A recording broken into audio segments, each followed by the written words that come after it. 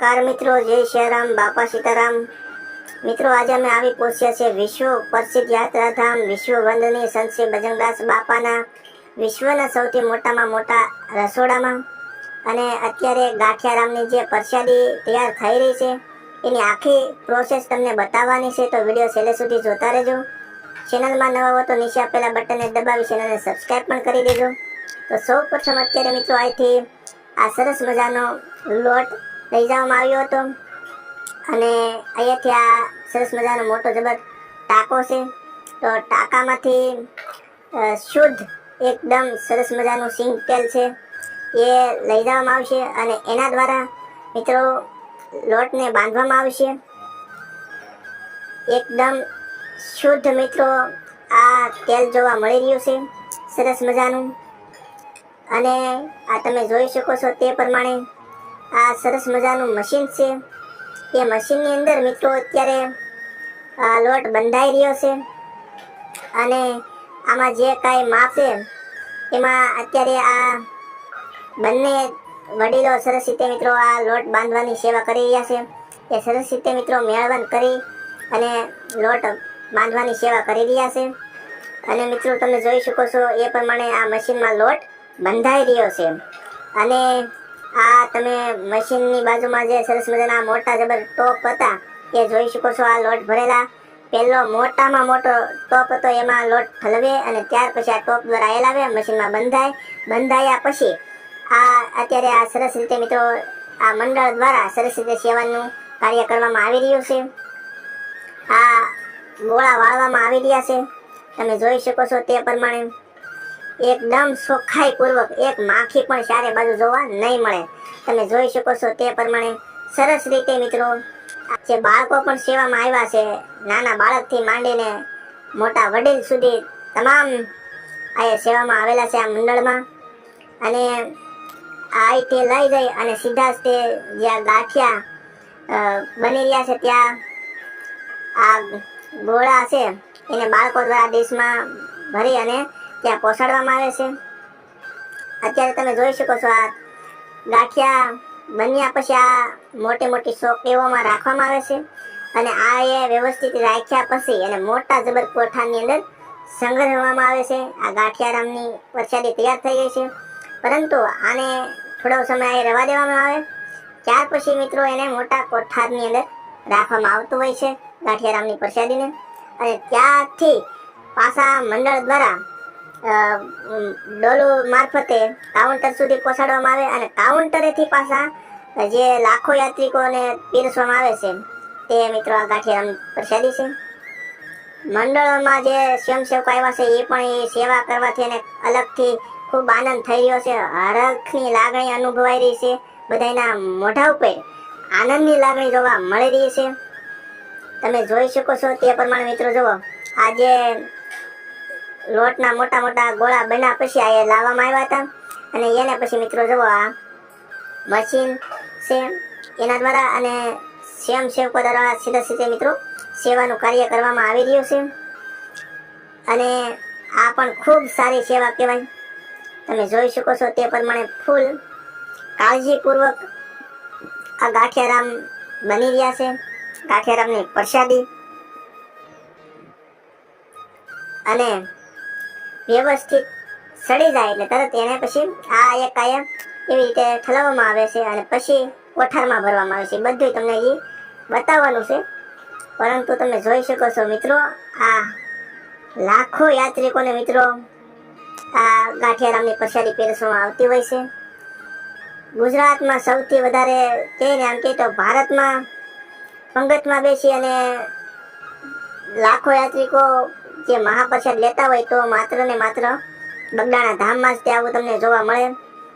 લાખો યાત્રિકો મિત્રો એકી સાથે પંગતમાં બેસી અને સ્વયંસેવકો દ્વારા મિત્રો શિષ્ટપૂર્વક પીરસવામાં આવે અને એ બધું તમને દ્રશ્યો મિત્રો જોવા મળે તો યાત્રાધામ વિશ્વ પ્રસિદ્ધ યાત્રાધામ બગદાણામાં જ તે જોવા મળે, તમે જોઈ શકો છો તે પ્રમાણે. આ ખૂબ કાળજીપૂર્વક મિત્રો સેવા કરવામાં આવી રહી છે. એટલા ગાંઠિયા પડી જાય પછી પાછા એને વ્યવસ્થિત સેડવવાના અને પછી પાછા એને ચોકીની અંદર રાખી દેવાના. ખૂબ સારી સેવા છે. અને મિત્રો મંડળ છે એ સવાર દીનું તે આખો દિવસ સાંજ સુધી સતત મિત્રો 12 કલાક સુધી આ એ ખડા પગે અત્યારે આ સેવા કરી રહ્યું છે. અત્યારે મિત્રો આ બપોરનો સમય થઈ ગયો છે, છતાં પણ અત્યારે ખૂબ આમ આનંદની લાગણી સાથે મિત્રો સેવા થઈ રહી છે. એ જ ત્યાં બાપાનું સાનિધ્ય કહેવાય. કારણ કે સાનિધ્યમાં અંદર આમ કહે બાપાના પરિસરની અંદર પછી યાત્રાધામ બગદાણા છે.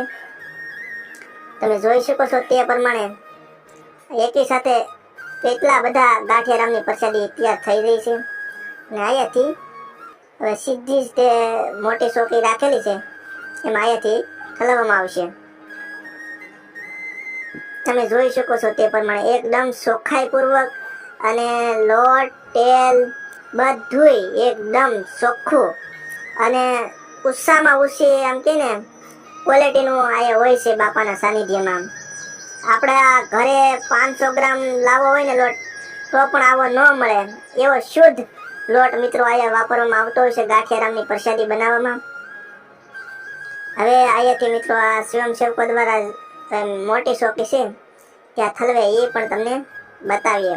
વડીલો પણ જુઓ આ બેઠા છે. વડીલો પણ આ આખી ચોકી સલોસલ થઈ જાય એમાં ત્યારે થોડાક ગાંઠિયારામની પ્રસાદીને આમ હરખી કરે. તેમજ આ બધા સ્વયંસેવકો માટે ખૂબ સારી એક સલામ કરવી જોઈએ આપણે. કારણ કે ખૂબ ખડે પગે આવી સરસ રીતે સેવા કરી રહ્યા છે, એ બાબત ખૂબ સારી ગણાવી શકાય. જો વડીલો પણ બેઠા છે, વડીલોની પણ સરસ મજાની અહીંયા હાજરી છે. આ મોટામાં મોટો સામે તમે જોઈ શકો એક કોઠાર છે.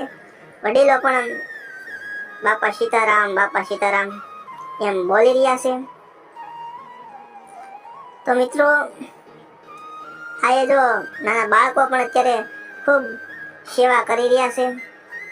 એને પણ આનંદની લાગણી અનુભવાઈ રહી છે.